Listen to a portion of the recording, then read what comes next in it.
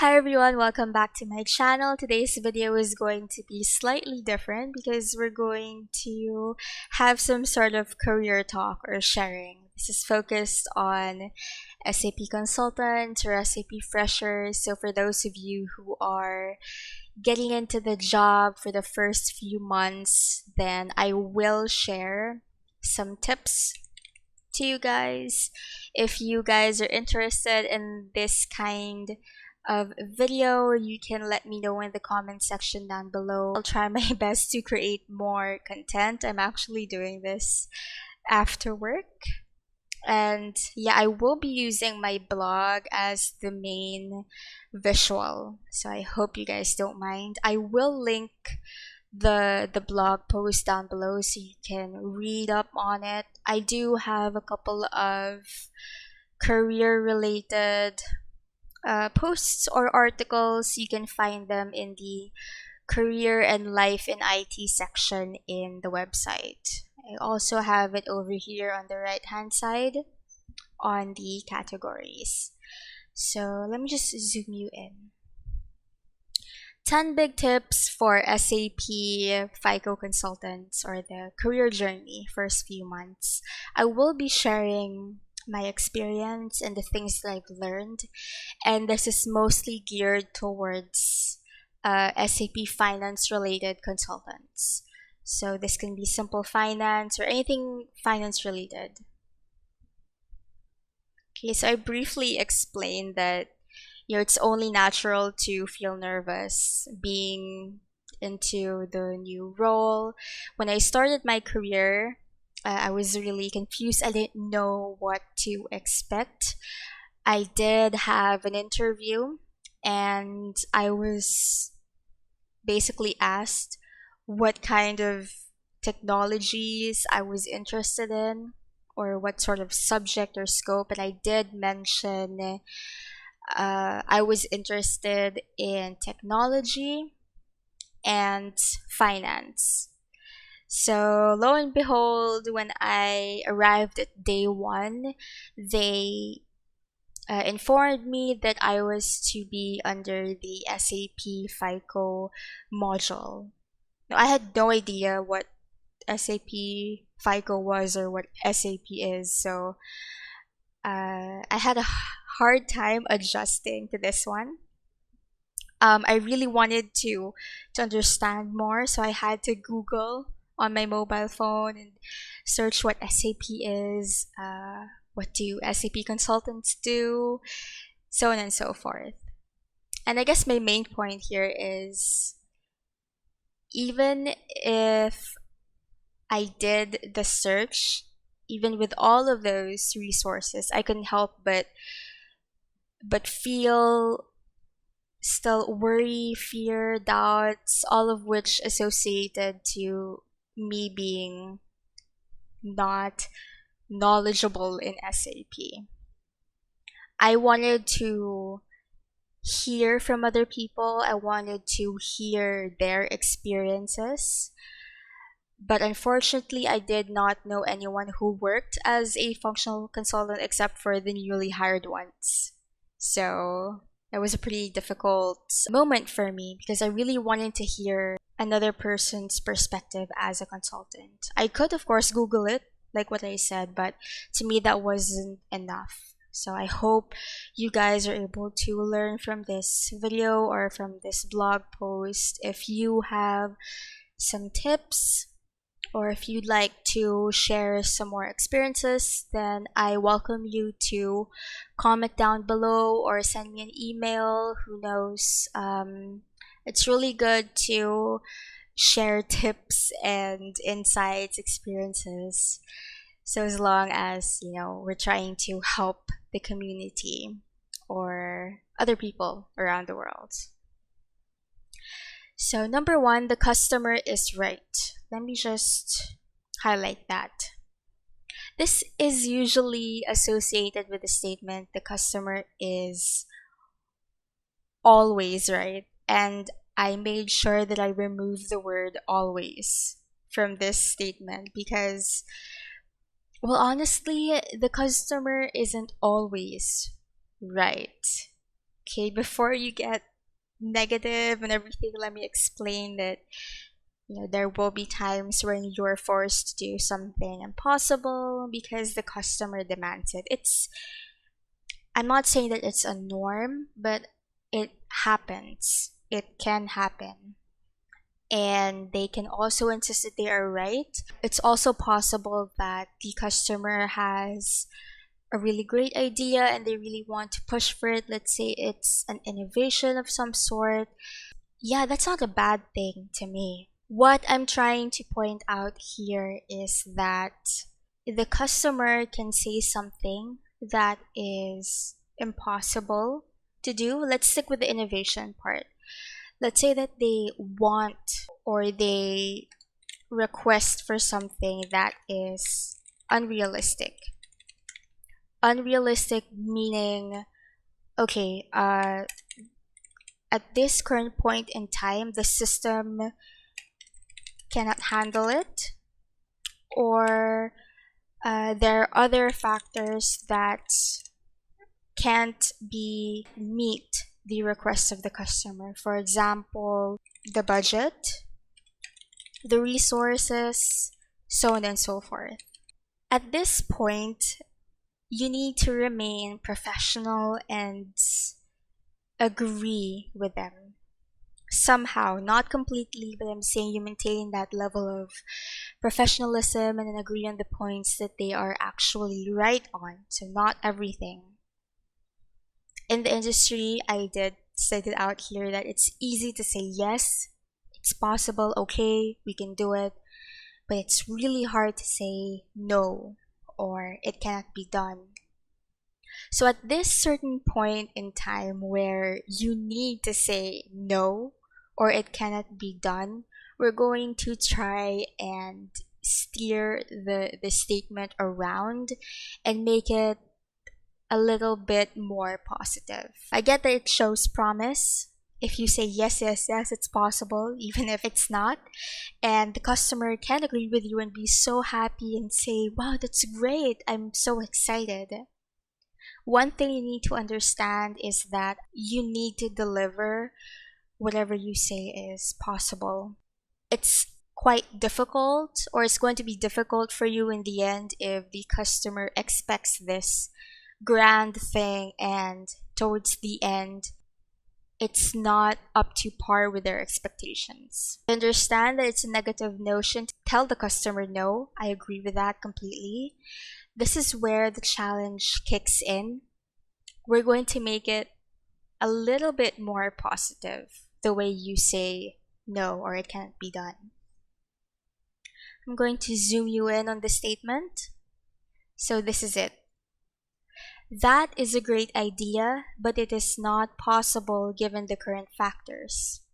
Insert factors here. However, here are other options and their corresponding benefits. Insert options or alternatives here. Do you get why this is a much lighter statement? This is saying no, but it's much more positive. Why? Let's start with that is a great idea. This means that you're not throwing away the customer's idea or saying, that's stupid, that's useless, we can't do it. It's not a flat out no. You show that the idea is worth something. And I'm hoping that it is an idea that's worth something. Next, but that is not possible given the current factors. So this is the part where you explain and itemize why it's not feasible at the current time. And we need to be able to point out factors that are indeed valid. This means that you're explaining why it's not possible. You're being straightforward about it. Next, however, here are other options and their corresponding benefits. This is the magical follow-up to saying it's not possible. Why? Because you did not end the statement here. You did not say that is a great idea, but it's not possible because of this and that. You did not stop. Rather, you provided alternatives or other options. Okay, so this in itself, you're giving the customer an alternative to help solve their concern or problem. In addition, you're creating value to these alternatives by adding the benefits. Okay, you could have said here are the other options, but you want to make it even more fruitful, so you're adding the benefits. That way they can weigh in their alternatives or options. These are the benefits. They can decide on which one they prefer if it, of course, suits their needs or their requirements. So that was a simple example that shows you or allows you to manage the expectations of your customer or client whilst providing substantial input amidst the negative news. This is something that you will want to work on because it's possible that you will be dealing with different kinds of clients that might pressure you to really deliver something that is unexpected. Right? At the end of the day, it's good to manage their expectations, provide good customer service, and at the same time, you need to be able to build some sort of communication with them, some good communication, so that it does not bite you in the end. Okay, so the next is develop your communication skill. I'm going to reiterate what I said a while ago. It's building that communication skill, being able to provide substantial input, being able to communicate effectively with them. So I'm going to say that it really helps to be careful in choosing your words, and of course working on the skill through continuous communication.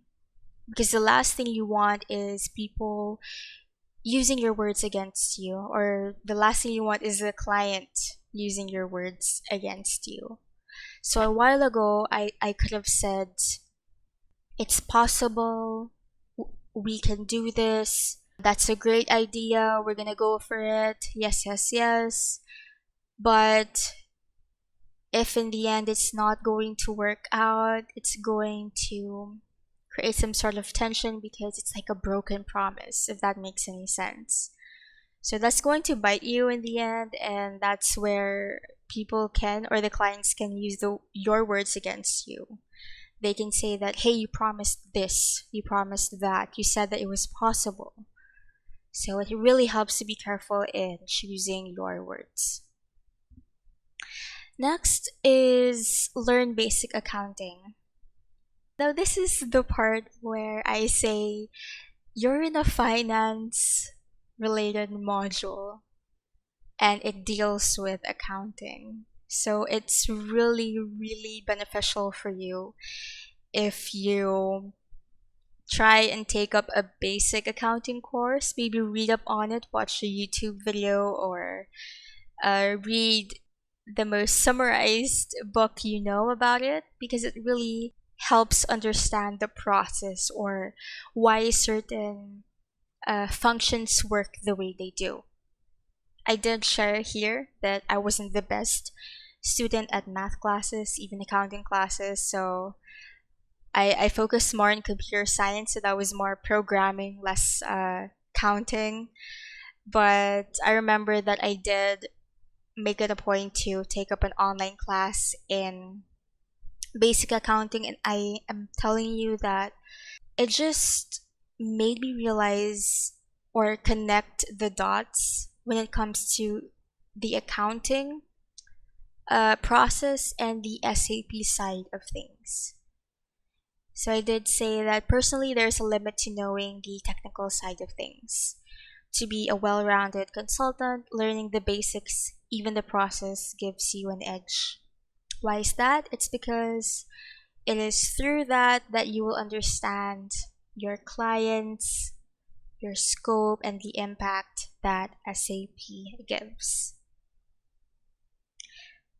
After basic accounting, that's the time that you should learn SAP financial accounting.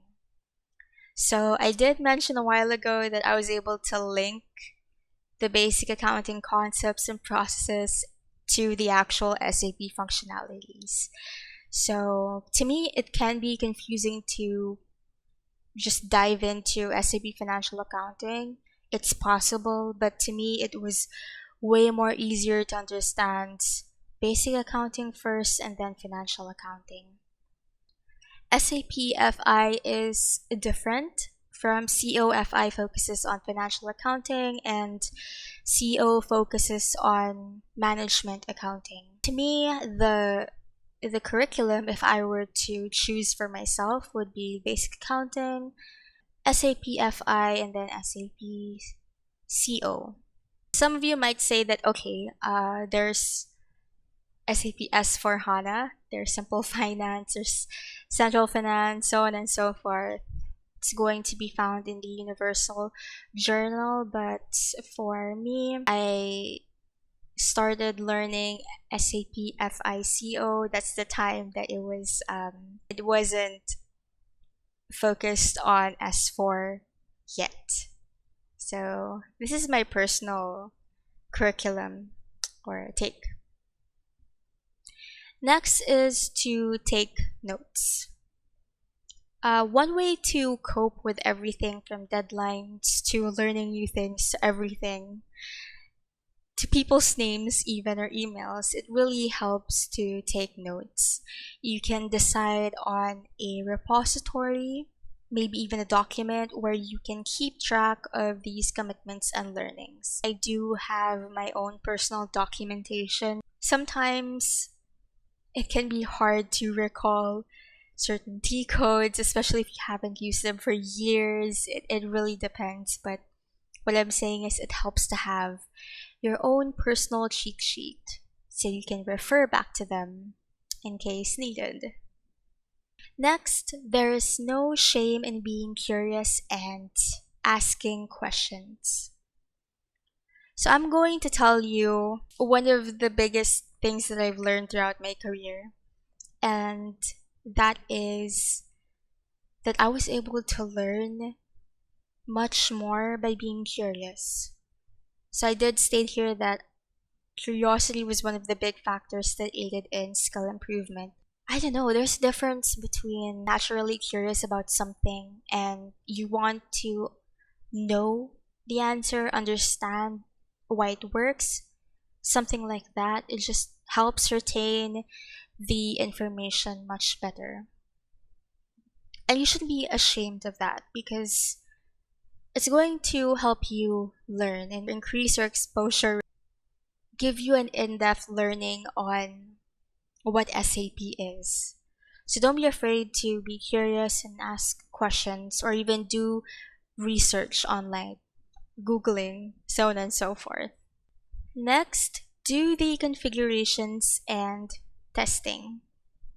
There's no better teacher than you yourself applying these learnings. How do you apply? It's through the configurations and the testing. Emphasis on the testing. So you can do the configurations and eventually when you test, you can expect to encounter bugs, errors, or even missing data. It can sound like a bad thing, but it gives you first-hand experience or exposure to the issues so that in the future you know that, oh, I encountered this before. I can avoid them. I can avoid those bugs, those issues because I know what to do. I did state here that by encountering these issues, you are exposed to other factors that you possibly haven't encountered or considered, so that in the future you would already know these factors and in turn avoid them in a more efficient manner. Next, one task at a time. You can have multiple tasks at hand lined up for you, and it can be tempting to do them all at the same time, but as a beginner, I would highly suggest that you work on them separately. one at a time. You can always sort them according to urgency or priority if possible. It depends on your preference, but personally, my take is that as a beginner, if I'm able to focus on one task, I'm able to produce quality results. Okay, so as a beginner, it helps to focus on one thing, digest or understand it, and then move on to the next. Next, explore the back end if you have background in computer science or any programming course. So this is for you who, or I mean, this is for those who have background in programming or computer science, information technology. My point here being is that it doesn't hurt to explore the back end, not just the front end side. Why? Because the code never lies. One of the advantages that I see in having a programming background is that you can read the code. I understand that uh, it's not all the same. It's not the same syntax or anything for those of you who get what I mean. It's more of you understanding the gist or the structure of how the code works. If you're having troubles or having issues and you're just in a slump trying to understand it on a functional side, it helps to go to the back end, read what the code does, because whatever the code, however the code is written, is the only way it's going to behave. So the rules are there. It's set in stone in the code and it's not going to lie to you. It's right there. But for those who have a hard time reading the code, then you can always go to or approach a programmer, an ABAP colleague who can help interpret it for you or tell you what it does. I put here the T code SE30, enter the SAP program, and read away. I stated here that at the end of the day, the program behaves the way it is programmed to behave. And let me tell you, that is a pretty solid way of confirming the behavior of a feature or program when needed. Lastly, have patience. So for those of you who read my previous posts on career and life in IT, I did mention several times that it's not feasible to become an expert overnight. It really, really takes experience, time, and a lot of learning. So I'm here to say that have patience with yourself and understand that it is okay to be confused about certain concepts. Remember to keep level headed and have faith that you can improve on it in time. Take a step back, relax, and give yourself some love. Have patience. Don't be too hard on yourself, because let me tell you, it really does take time to get the hang of things. And as a beginner, as an SAP fresher, I really believe that you can reach the level of expertise. But yeah, don't be too hard on yourself. The summary is here down below. The customer's right.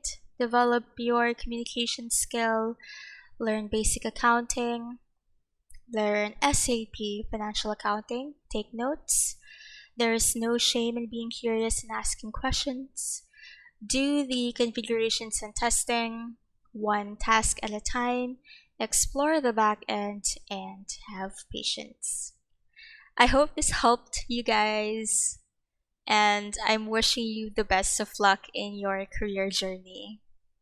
That's it for this video. Thank you, and I'll see you on the next one.